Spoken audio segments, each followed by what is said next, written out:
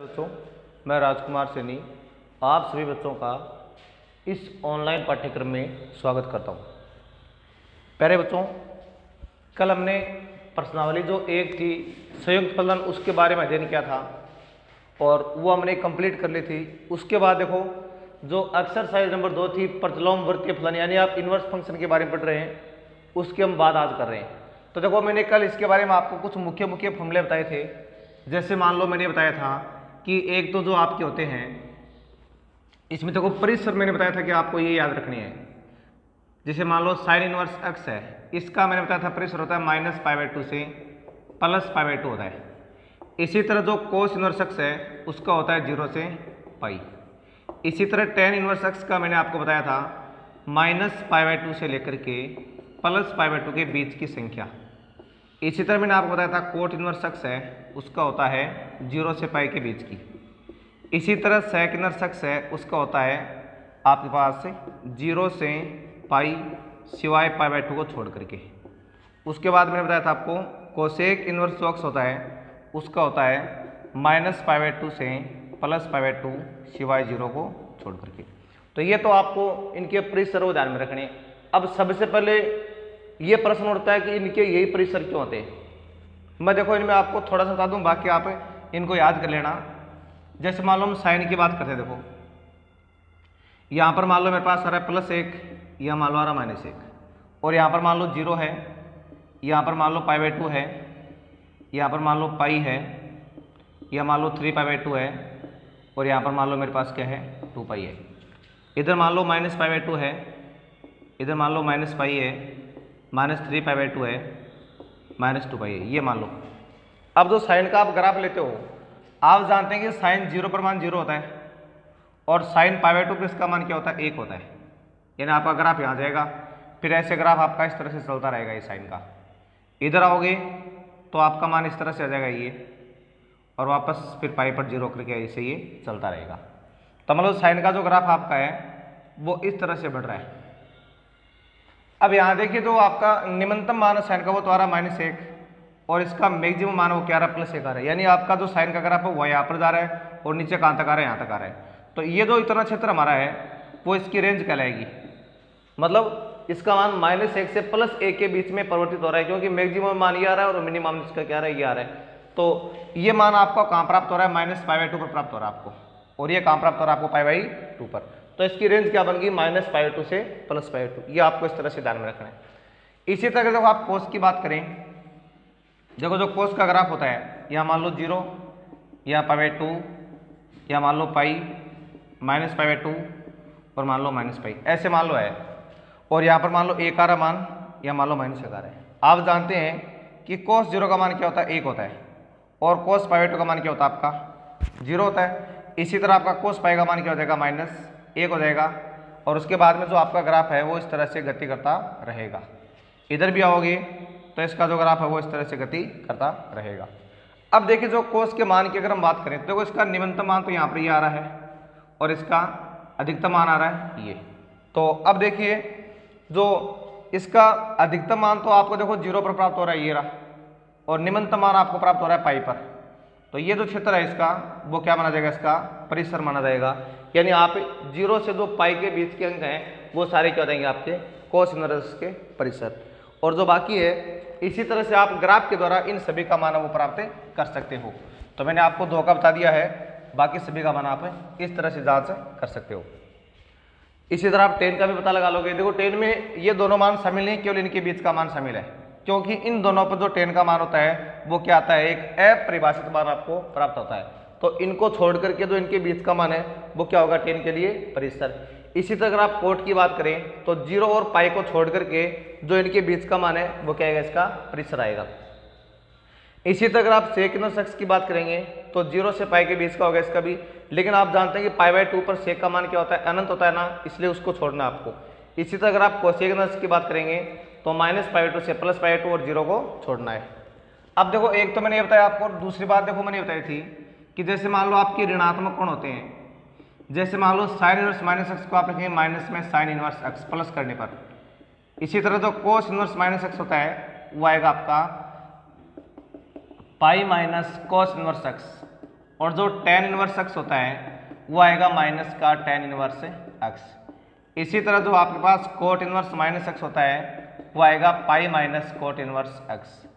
इसी तरह जो आपका सेक इनवर्स माइनस x होता है वो आपके पास क्या आएगा pi minus sec inverse x। इसी तरह जो आपका कोसेक इनवर्स x होता है वो आएगा माइनस में कोसेक इनवर्स x। यानी ये ऋणात्मक कोणों को धनात्मक बनाने का इनका सबका तरीका होता है इस तरह से। ये सब मैंने आपको बताया था। अब देखो आपको याद करने में ध्यान रखना है कि देखो जैसे आपका कोस है, कोट है और सेक, देखो इन तीनों में लगभग आपका एक सा परिसर आ रहा है ना। और यहाँ पर भी देखो आपका जो कोस है, कोट है और सेक है, देखो तीनों में लगभग समान सारू लागू हो रहा है, यानी पाई में से घटा इनका मान सबका। तो इन तीनों को आप एक साथ याद कर लेंगे, इन तीनों को आप एक साथ इस तरह से याद कर सकते हैं। तो ये तो इनका हो गया परिसर के बारे में, ये उनके हो गए ऋणात्मक कोणों के बारे में। अब ये तो मैंने आपको लिखाया था ही। इसके अलावा जो मैंने देखो आपको और भी बाकी कई फॉर्मूले लिखाए थे, जैसे व्युत्क्रम वाले थे, वो आपको वैसे ही याद रखना जिससे आपने त्रिकोणमितीय फलनों में याद रखते हैं। अब देखो मैन जो बच्चा यहाँ पर गड़बड़ करता है वो क्या करता है कि वो ये समझ नहीं पाता है कि प्रतिलोम फलन होता क्या वास्तव में। अब जैसे मान लो साइन इनवर्स x है, ये अपने आप में एक प्रतिलोम फलन है, ध्यान रखना। इसका कदापि मतलब ये नहीं होता है कि आप इसको यूं मान लेंगे कि ये साइन x की होल पावर -1, इसका मतलब कभी भी ये नहीं होता है। इस बात को आपको ध्यान में रखना है, क्योंकि आप जानते हैं इसका मतलब तो फिर बाद में 1 बटा साइन x हो जाएगा, जो क्या जाएगा कोसेक x। तो इसका मतलब साइन इनवर्स x का मतलब कभी भी साइन x की होल पावर -1 नहीं होती है, ठीक है ना। इस प्रकार की आपको गलती नहीं करनी है। तो फिर देखो साइन इनवर्स x है, इसका वास्तव में मतलब क्या होता है। अब ये अपने आप में एक प्रतिलोम त्रिकोणमितीय फलन है, जिससे आपने त्रिकोणमितीय फलन आपने 11वीं क्लास में पढ़े, sine cos tan cot sec cosec, वैसे आपने ये सीनियर में पढ़ रहे हैं आप प्रतिलोम त्रिकोणमितीय फलन। अब देखो प्रतिलोम जो त्रिकोणमितीय फलन होता है, इसका त्रिकोणमितीय फलन के साथ संबंध क्या होता है वो देखिए आप। जैसे मान लो मेरे पास आ रहा है y बराबर साइन x आ रहा है, इधर ये त्रिकोणमितीय फलन है। अब अगर आप इसको बिना कोण के अगर आप इसको इधर लाते हो तो ये इधर आके क्या बन जाएगा, प्रतिलोम बन जाएगा, ध्यान रखना। अगर आप इसको बिना कोण के इधर लाओगे तो क्या बन जाएगा साइन इनवर्स y, और अगर आप इसको वापस बिना कोण के उधर भेजोगे तो क्या बन जाएगा साइन x। यानी प्रतिलोम का बन जाएगा त्रिकोणमितीय, त्रिकोणमितीय बन जाएगा प्रतिलोम। ये कब बनेगा, जब आप बिना कोण के त्रिकोणमितीय फलन को तो इधर लाओगे या बिना कोण के प्रतिलोम को उधर भेजोगे। तो ये आपको संबंध इसमें ध्यान में रखना है, ठीक है। तो ये तो इनमें हो गया मुख्य अंतर, यानी कभी भी इसका मतलब घात -1 से नहीं होता है। इसका मतलब अगर आप बिना कोण के इसको इधर लाओगे तो त्रिकोणमितीय बन जाएगा, और अगर आप त्रिकोणमितीय को इधर लाओगे बिना कोण के तो क्या बन जाएगा, प्रतिलोम बन जाएगा। तो ये देखो कुछ बेसिक बातें थी जो आपको ध्यान में रखनी है। इसके अलावा देखो मैंने आपको कुछ फॉर्मूले लिखाए थे, वो भी देखो आपको वैसे उनको याद रखना है। जैसे मान लो मैंने आपको लिखाया था tan inverse x plus tan inverse y बराबर होता है tan inverse x plus y 1 minus xy। ये फॉर्मूला मैंने आपको बताया था। तो देखो इसके लिए आप क्या कर सकते हैं, आप ये जानते हैं पहले से कि जो tan a प्लस b होता है उसका मान क्या होता है मेरे पास, tan a plus tan b बटा 1 minus tan a tan b। यह फॉर्मूला आप सभी ने पढ़ा है 11वीं क्लास में। यानी जो tan a प्लस b का फॉर्मूला होता है वो क्या होता है, tan a plus tan b बटा 1 minus tan a tan b। अब देखिए आपको यह फॉर्मूला ऊपर वाला इससे प्राप्त करना है, तो कैसे करोगे आप, पहले एक बार आप मान लेंगे, माना tan a बराबर आपने एक बार क्या मान लिया x, और tan b को आपने एक बार क्या मान लिया y मान लिया। अभी मैंने आपको पीछे इनमें संबंध बताया है कि जो a, अब जो ये इधर जाएगा तो क्या बनेगा, ये बन जाएगा tan इनवर्स x, बताया मैंने आपको अभी। इसी तरह से अगर ये इधर जाएगा बिना कोण के तो b का मान आ जाएगा tan इनवर्स y, बताया था ना मैंने आपको। त्रिकोणमितीय का आप प्रतिलोम बना सकते हो और प्रतिलोम का वापस आप त्रिकोणमितीय। ध्यान ये रखना है कि बिना कोण के उसको ट्रांसफर करना है। अब देखो मैं इसको काम दे रहा हूं यहां पर भी, यानी मेरे पास यहां पर भी क्या आ गया tan, और इस a की जगह आपने क्या लिख दिया tan inverse x plus tan inverse y लिख दिया ना। ये tan आ गया सेम, a की जगह आपका मान यहां से ये आ गया और b की जगह आपका मान यहां से क्या आ गया, ये आ गया। उधर देखो मेरे पास tan a का मान क्या है, मेरे पास x है, तो x आ गया प्लस y 1 माइनस xy। अब देखिए इस tan को अगर आप बिना कोण, क्यों इसका कोण हो गया नहीं था, तो अब इसको बिना कोण को अगर आप उधर भेजोगे तो आपका मान आएगा tan inverse x plus tan inverse y, इधर आके हो गया tan inverse x plus Y 1 minus X Y. ये फॉर्मूला आपका इस तरह से वो बन गया है। इसी तरह आप माइनस का भी वो बना सकते हो, तो माइनस और यहाँ जाएगा प्लस। ठीक है, तो ये तो आपके हो गए tan वाले फॉर्मूले। इसी तरह मैं आपको देखो जैसे साइन कोस के फॉर्मूले होते हैं उनके देखो बारे में भी आपको थोड़ा सा बता दूं मैं कि वो फॉर्मूले आपको कैसे प्राप्त करने हैं। हालांकि ये फॉर्मूले प्रूव करना आपसे कोई नहीं पूछेगा, फॉर्मूले आपको ध्यान रखने हैं, लेकिन फिर भी मैं आपको थोड़ा सा समझा दूं। जैसे आपने कल सीखा था sine inverse x plus sine inverse y बराबर होता है sine inverse x root 1 minus Y square plus y root 1 minus X square. यह फॉर्मूला आपने कल पढ़ा था। तो देखिए एक बार आप यहाँ पर मान लेंगे, माना जो साइन इनवर्स x है उसको आप एक बार क्या मान लिया, a मान लिया, और जो साइन इनवर्स y है उसको आपने क्या मान लिया, एक बार b मान लिया। अब इससे आप जानते हैं कि जो x का मान है मेरे पास क्या आ जाएगा, साइन a आ जाएगा, और जो मेरे पास y का मान है वो यहाँ पर क्या आ जाएगा, साइन b आ जाएगा। अभी मैंने बताया आपको इनवर्स इधर आएगा तो त्रिकोणमितीय बन गया त्रिकोणमितीय। अब आप जानते हैं कि जो साइन a प्लस बी का आपने फॉर्मूला पढ़ा है 11वीं क्लास में, वो क्या होता है, sine a cos b plus cos a sine b। ये तो पढ़ा आपने। अब यहाँ पर हम क्या करेंगे, देखो इधर वाला मान तो पढ़ा है सेम, एक बार ये साइन है। अगर मैं इस कोस को साइन के पदों में लिखना चाहूंगा तो मैं इसको ऐसे लिख दूंगा 1 माइनस साइन स्क्वायर बी। ये बात जानते हो आप अच्छी तरह से। इसी तरह देखो ये मेरे पास यहाँ पर जो कोस है उसको मैं क्या लिख सकता हूँ, 1 माइनस साइन स्क्वायर ए, और आगे आ रहा है मेरे पास है साइन बी। क्यों बताओ, ऐसा लिखने में कोई दिक्कत थोड़ी है, कोई दिक्कत नहीं है ना। अब देखिए मैं यहाँ पर क्या कर रहा हूँ, देखो ये मेरे पास साइन तो सेम है ही। अब इस a का मान मैं यहाँ से लिख दूंगा साइन इनवर्स x, इसका लिख दूंगा मैं साइन इनवर्स y। तो यहाँ पर आ गया sine inverse x plus sine inverse y।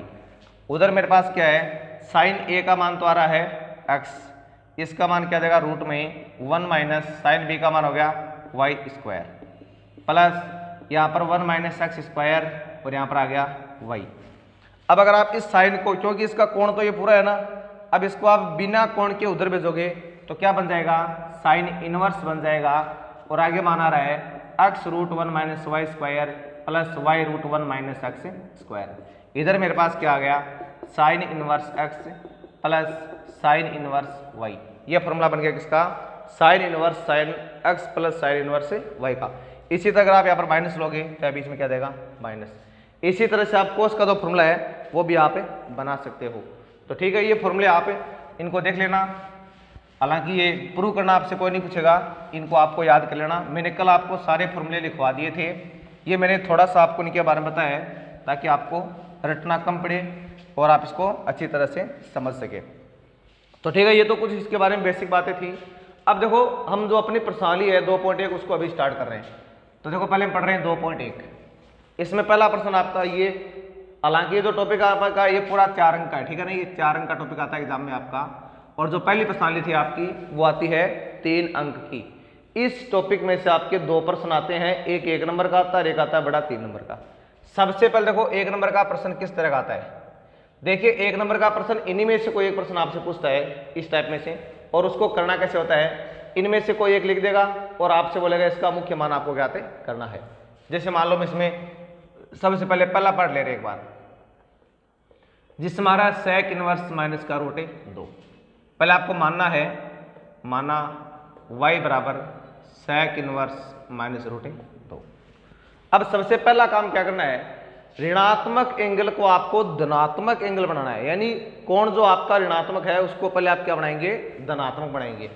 तो देखो मैंने आपको तरीका बता रखा है धनात्मक बनाने का। जैसे मान लो साइन इनवर्स माइनस एक्स होता है, उसमें आपका माइनस वो डायरेक्ट बाहर आ जाता है।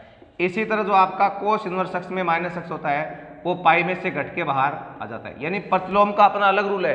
त्रिकोणमितीय में तो आपने क्या पढ़ा है कि जो केवल कोस और सेक है उसमें माइनस का फर्क नहीं पड़ता, बाकी सब में माइनस क्या आता है, बाहर आता है। लेकिन प्रतिलोम में अलग रूल है, साइन का, टेन का और कोसेक इनवर्स, इनमें तो माइनस आपका आता है डायरेक्ट बाहर, जबकि कोस, कोट और सेक में क्या आता है, पाई में से घट के आपका मान है वो लिखा जाता है। तो इसी तरह आपका सेक इनवर्स माइनस एक्स का मान भी क्या हो जाएगा, इसका मान भी हमारे पास हो गया pi minus sec inverse X. तो ये आपको ध्यान में रखना है। तो देखो मैं यहाँ पर इसी तरह का ये फॉर्मूला वो काम में ले रहा हूँ, जिससे आपका मान धनात्मक बनाने पर क्या देगा, pi minus sec inverse root 2 आ गया। अब क्या करना आपको, ये पाई तो सेम रखना है, सेक इनवर्स, अब जो इसका मुख्य जो मान है आपका है प्रथम क्वाड्रेंट, उसके अनुसार देखना है कि सेक में कितने डिग्री का मान रूट 2 होता है। तो आप जानते हैं कि सेक में जो 45 डिग्री है उसका मान क्या होता है, रूट 2 होता है। और सेक 45, इसको आप क्या लिख दोगे, सेक पाई बाई 4 लिख दोगे। अब यहाँ पर आप इन दोनों काट दोगे और हमारे पास मान आ गया पाई माइनस पाई बाई 4। जब आप इनको लेस करोगे तो आपका मान आ जाएगा 3 पाई बाई 4। और ये देखो अपनी खुद की रेंज के साथ क्या कर रहा है, बिल्कुल बिलोंग कर रहा है 0 से पाई के बीच में, सिवाय छोड़ के किसको, पाई बाई 2 को छोड़ के। तो जो अपना उत्तर है वो इसके मुख्य परिसर के साथ क्या करना चाहिए, बिलोंग करना चाहिए, तभी आपका उत्तर क्या माना जाएगा, इसका बिल्कुल सही माना जाएगा। तो ये तो इसका हो गया पहला पार्ट। इसी तरह से आप इसमें चलो एक पार्ट और देख लो। जैसे मान लो हम बात करें इसके अंदर, जैसे चौथा पार्ट है इसका, और मान लो चौथे पार्ट में हमारे पास क्या रहा है, कोस इनवर्स माइनस का 1/2 आ रहा है। पहले आपको मानना है वैसे ही, माना y बराबर कॉस इनवर्स माइनस का 1/2। अब आपको मैंने तरीका बता रखा है, पहले ऋणात्मक कोण को क्या करना है, धनात्मक, और कोस का भी नियम क्या होता है, पाई में से घटाना आपको, तो कॉस इनवर्स 1/2। अब पाई को सेम रखना है।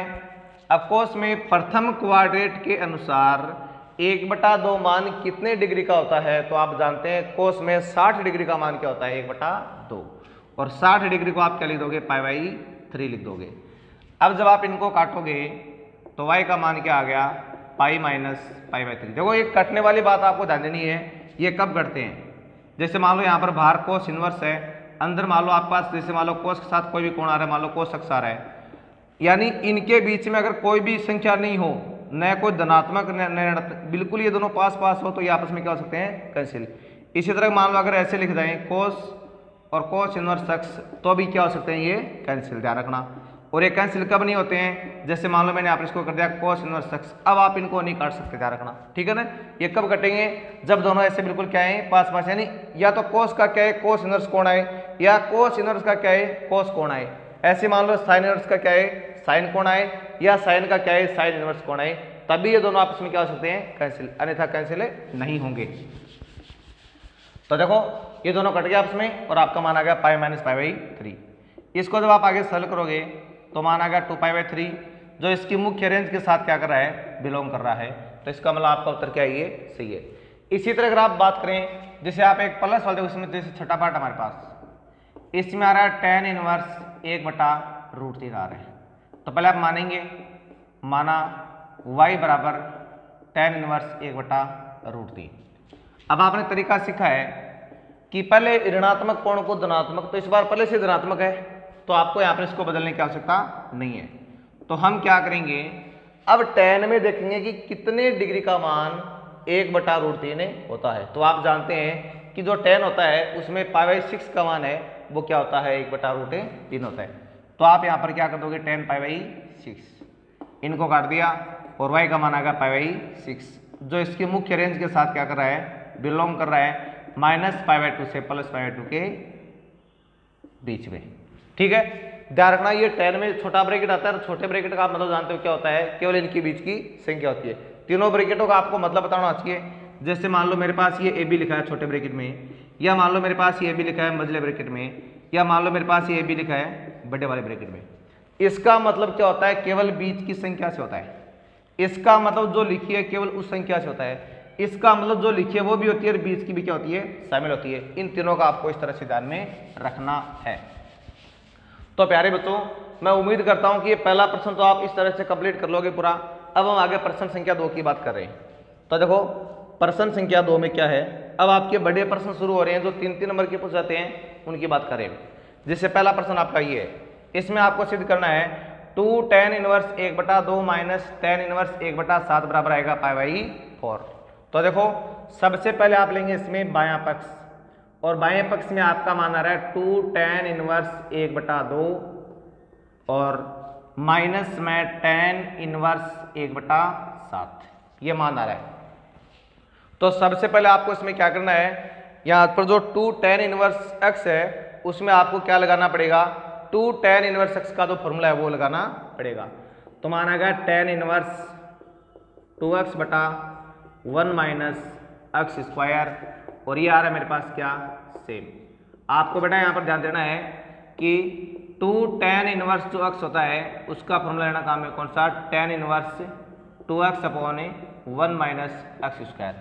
मैंने यहाँ पर इसकी जगह ये फॉर्मूला काम में लिया है, यानी यहाँ लगा दिया मैंने formula 2 tan inverse x tan inverse 2x बटा 1 माइनस एक्स स्क्वायर।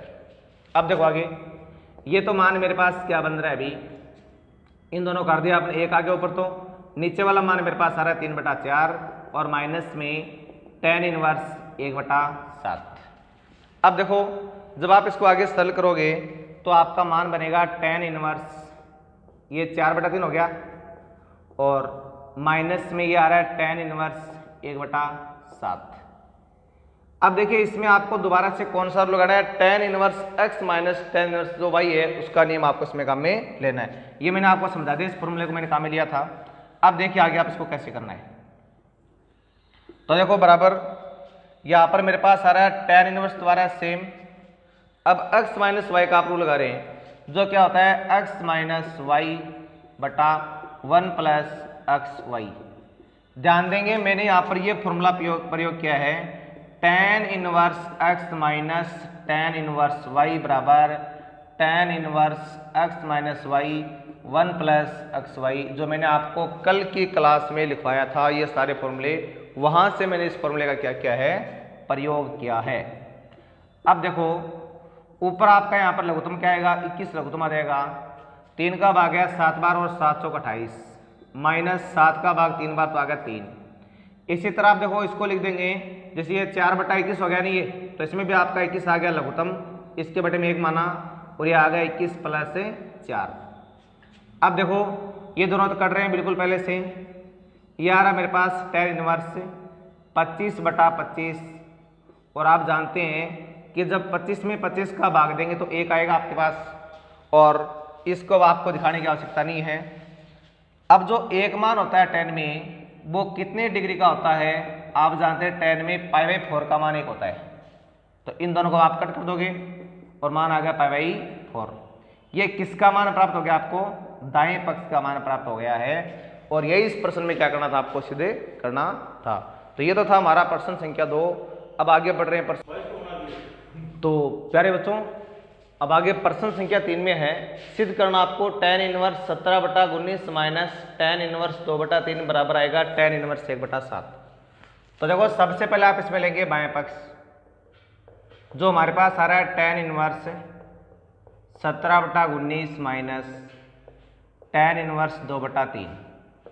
तो इसमें आपको वही अपना tan inverse x minus Y का नियम है वो लगाना है, जिसमें मान आएगा tan inverse x minus Y बटा 1 माइनस एक्स वाई। यह आपने इसमें भी मान वो लगा दिया है। अब देखिए इसके बाद में आपको भी मान क्या प्राप्त होने वाला है, tan इनवर्स। तो देखो ऊपर वाला जब आप इनका लघुत्तम लेंगे तो आपका मान आ जाएगा, यानी गुणित 57 हो गया ना, 57 इसका लघुत्तम आ गया, गुणित का भाग दिया 3 बार गया और 17 × 51 माइनस, अब जब आप इसमें 3 का भाग दिया तो भाग गया आपका 19 बार और 19 दुनिया आ गया 38। उसके बाद देखो ये जो नीचे वाला मान हमारे पास है, सॉरी यहाँ पर ये प्लस है ठीक है ना, माइनस नहीं है।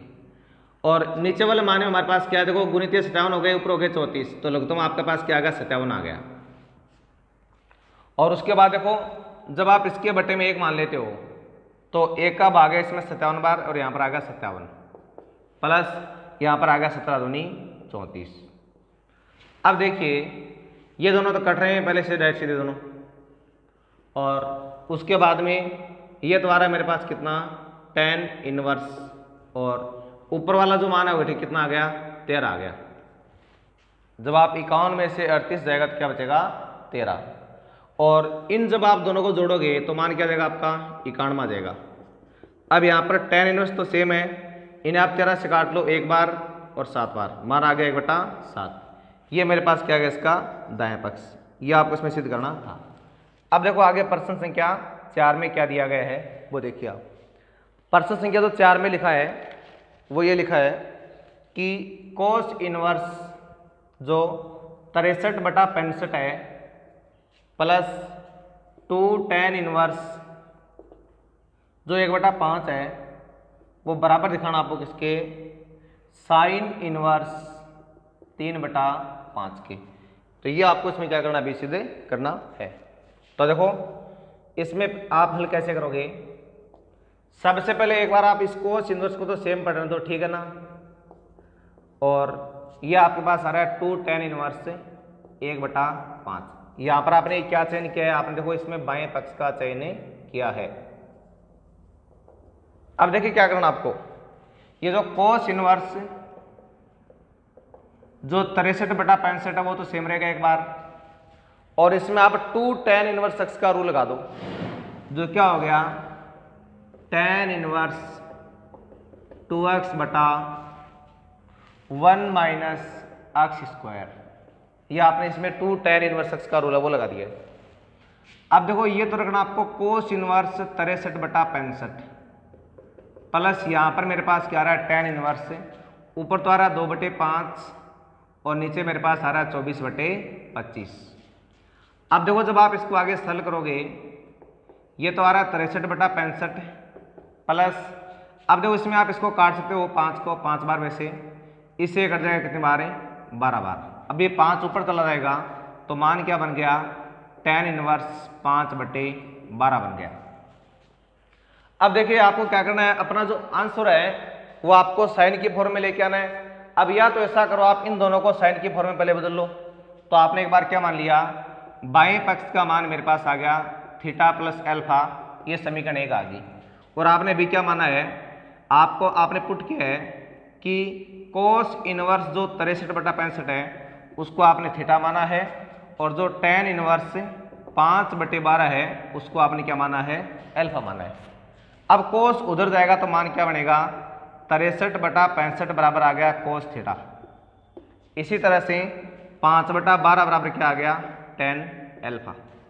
अब देखिए आप एक बार यहाँ पर त्रिभुज के जो समकोण त्रिभुज का रूल इसमें लगा सकते हो, जिसमें आपको पता है कि मान लो यहाँ पर मेरे पास क्या आ रहा है थीटा आ रहा है। अब कोस का फॉर्मूला क्या होता है, आधार बटे कर्ण होता है, तो आधार का मान तो आ गया मेरे पास 63 और कर्ण का मान आ गया मेरे पास है 65। इसी तरह से आप इसमें अपना रूल लगा सकते हैं इस त्रिभुज में। जैसे मान लो ये तो मेरे पास कोई त्रिभुज एबीसी है और ये मान लो मेरे पास क्या है कोई पीक्यूआर त्रिभुज है, और यहाँ पर आपने कोण मान लिया अल्फा। अब tan में होता है लंब बटा आधार, तो 5 आ रहा है ये तो, और ये आ गया मेरे पास है 12। अब आपको क्या करना है, पहले तो इस कर्ण का मान निकालना है, तो यहाँ पर कर्ण का मान आपको पता है कितना जाएगा 13 जाएगा, और इसमें जब आप लंब का मान निकालोगे तो कितना जाएगा आपका मान है वो 16 आ जाएगा। पाइथागोरस प्रमेय से निकालोगे आप आराम से। अब अपना उत्तर आपको साइन बनाना है ना, तो देखो अब इस त्रिभुज से आपका साइन थीटा का मान क्या बनेगा, साइन थीटा का मान बनेगा आपका 16/65 बनेगा, और इससे आपका थीटा का मान वापस क्या देगा साइन इनवर्स 16/65।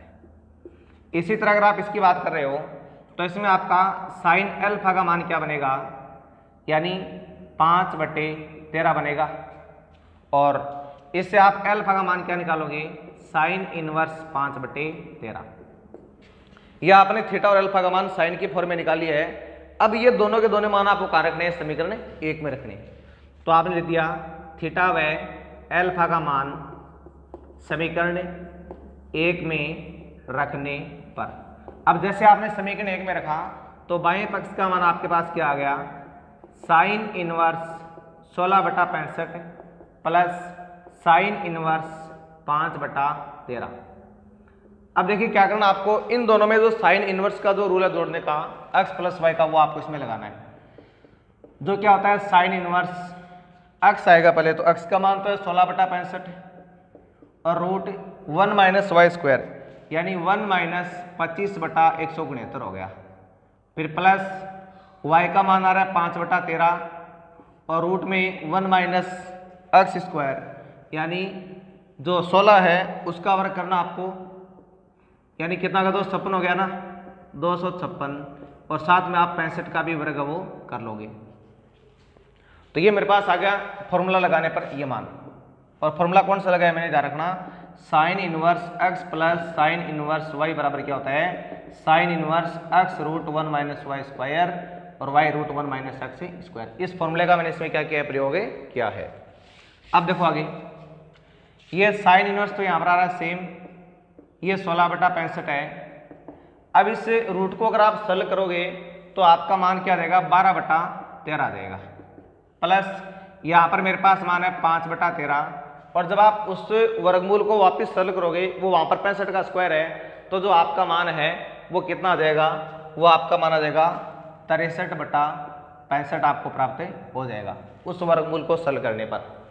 अब यहाँ पर तो आ रहा है साइन इनवर्स, ये 16 गुणा 12/65 गुणा 13, प्लस यहाँ पर आ रहा है 5 गुणा 63 और 13 गुणा 65। अब जब आप इनका लघुत्तम लोगे यहाँ पर फिर से, तो आपका लघुत्तम आ गया 65 गुणा 13, ऊपर मान आ गया 16 गुणा 12 प्लस 5 गुणा 63। अब इसको आपको आगे क्या करना है, अभी सरल करना है। तो देखो नीचे वाला मान तो मेरे पास क्या होगा, 13 पंजो 65 असल 6 और 13 6 78 और 6 कितने हो गए 84, यानी 845 हो गए।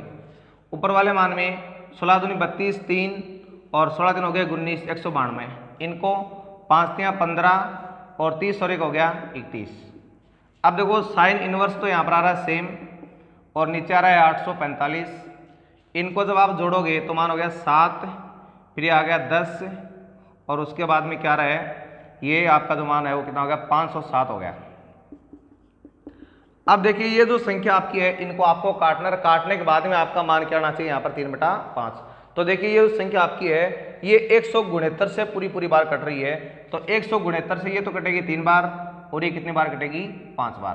तो आपका मान आ गया 3/5। आप चाहो तो इसको वेरीफाई कर सकते हो, 169 को आप 3 से गुणा करते हो तो 9 27 2 18 2 20 2 3 2 5 आ रहा है बिल्कुल 5 7। इसी तरह अगर आप 169 को 5 से गुणा करते हो तो 5 9 का 45 4 और 30 और 4 34 3 और 5 3 8, बिल्कुल 845 आ रहे हैं ना।